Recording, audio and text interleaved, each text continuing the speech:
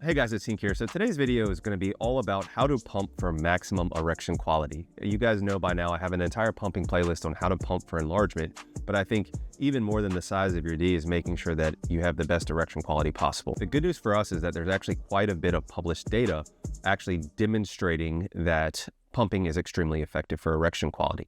The paper that I'm going to be basing a lot of these conclusions off of is this paper right here, titled Vacuum Therapy and Erectile Dysfunction, Science and Clinical Evidence. However, I'm going to be referencing several other papers as well. But guys, you know, it's me. It's going to be a very science-based breakdown. I'm going to try to make this as concise as possible. So first of all, is there any evidence that pumping actually works for erection quality? Well, yes, guys. And so here's a whole entire table here. You can see the references for yourself. The efficacy rate does fluctuate a little bit, but in general, there are countless papers showing that this does in fact work and works very well. One of the most important things we have to determine is what is the ideal pressure to be used. And once again, there's very different pressures that are recommended, whether you're trying to actually grow your penis, which I've talked about in my other videos, see my pumping playlist, or we're trying to maximize the erection quality. So guys, we have this excerpt here in which they demonstrated that they used between negative 150 millimeters of mercury to negative 200 millimeters of mercury. So guys, 150 millimeters of mercury is right at about 6 inches of mercury, and 200 millimeters of mercury is right at 8 inches of mercury, okay? And guys, there's actually this beautiful paper here, which was titled Optimal Pressures in Penile Rehabilitation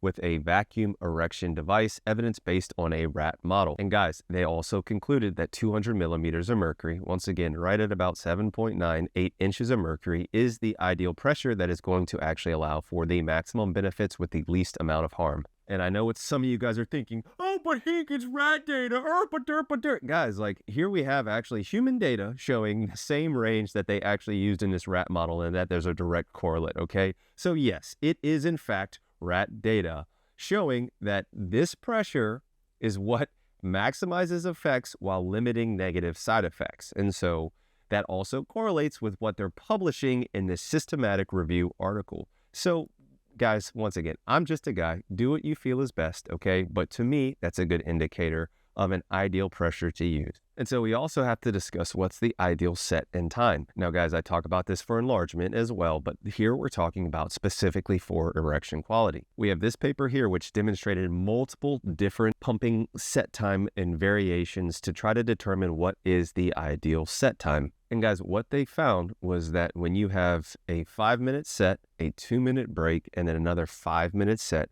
is the ideal set time when we're talking about maximizing the outcomes as far as analyzing the oxygenation within the penis and also preventing bad things from happening, like the markers of TNF-alpha and other markers of fibrosis and apoptosis or programmed cell death. So once again, guys, I know this is rat data. Unfortunately, it's some of the best data that we have comparing different set times. If you don't want to believe it because it's rat data, hey man, more power to you. And guys, once again, if you actually look at the data in human models, once again, not only did we see the overlap when it came to pressure, but here when it comes to actually set time recommendations, we see the same thing. So, is it possible that possibly that the rat data correlates more with human anatomy than we initially thought?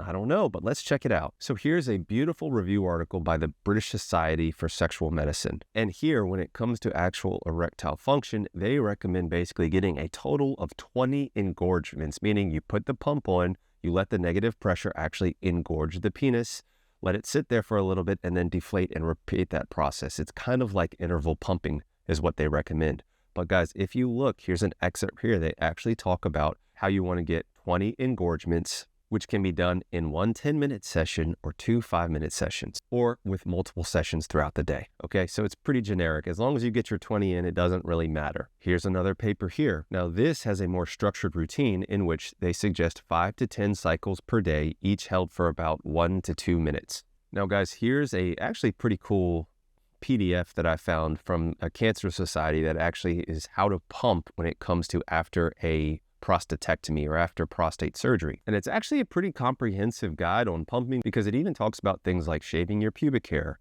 how to get a good seal, But what they recommend is pump to get an erection, hold it for about 2 minutes, and repeat that process for about 5 to 8 sessions. Now guys, how many rest days are necessary? Meaning how many days in a row can you pump? Well guys, we have this data here that actually shows that rest days are not necessary, okay? There are some protocols that will actually do this every day, which is honestly what I would recommend because this is low pressure pumping to low set time and we're trying to maximize those erections, where there are other protocols that will recommend every other day. The other thing which I think is totally safe is to do something like 2 days on, 1 day off, or even 5 days a week and take the weekends off. There's a lot of variability, but the bottom line is I think it's very safe using this protocol to actually do it every day, 7 days a week. Common question that comes up is how long before I see results? And so I would say for most people pumping like this, within about 2 weeks, you're going to start to notice some improvement in your erection quality. If you actually look at the data for people that are recovering from injuries, well, that data is actually more like somewhere between 1 to 3 months before you really notice the improvement. So who is this protocol best for? Well, guys, I think anybody that's doing length work that just wants to help to maximize their erection quality and maximize the blood flow to the penis afterwards as sort of a recovery set. Pumping is a beautiful option afterwards to maximize that penile health and limit that damage. Of course, guys that are recovering from injuries, guys that are recovering from things like prostate cancer surgery. And I also think this is incredibly important for guys that just have the potential for age-related fibrosis. So once you get to be an old man like me, you're not getting as many normal erections and nocturnal erections, then this protocol can help prevent that age-related shrinking of the penis that commonly occurs. And so especially for anybody like mid-40s and older, I would say even 40 or older, I think it's a very good thing to consider. Talk to your doctor. I'm a clown in a mask. So guys, if you made it this far, please take a second to just like the video. It means a lot to me and cost you nothing. And also, if you made it this far, consider subscribing to the channel. So guys, in a nutshell, how does this work? Well, there's a couple of different pathways. Number one is just the process of reoxygenating the penis, okay? When you have a flaccid penis, you don't get much healthy blood flow in there. But when you are forcing the penis to engorge and you're forcing that healthy blood down to that area, you're bringing that healthy blood flow, you're bringing oxygen, it's going to help the tissue recover. But also, guys, there's plenty of evidence to show that this pumping this way, okay, not when we're talking about for enlargement necessarily, but pumping this way is going to allow for decreased markers of fibrosis, decreased markers of collagen, decreased markers of smooth muscle death, while increasing the markers for things like oxygenation, preventing things like apoptosis, and increasing the markers for smooth muscle health in general. So I'll put this excerpt up on the screen right here. You can read about more of the details if you like, and of course you can always pause it, or you can always read the literature. If you need to reach me for coaching, guys, links are in the description below. Of course, I also talk about enlargement a lot. If you want to see my results as far as the Hink trial, which I prove with pictures that guys on average grow a 1/2 inch in length and a 1/4 inch in girth, you can see that in the description below as well. Remember guys, there's nothing wrong with self-improvement, but you are enough just as you are. Just be the best version of yourself. All right guys, peace and love. Dr. Hink got the plug on the health, yeah. Got you thinking about your wealth, yeah. In his office, no stealth, yeah. Pinnacle of that below the belt, yeah. Checks and balance, he's managing. Working miracles, no damage. Got you covered, no panicking. Steady calm. In the clinic, no vanishing.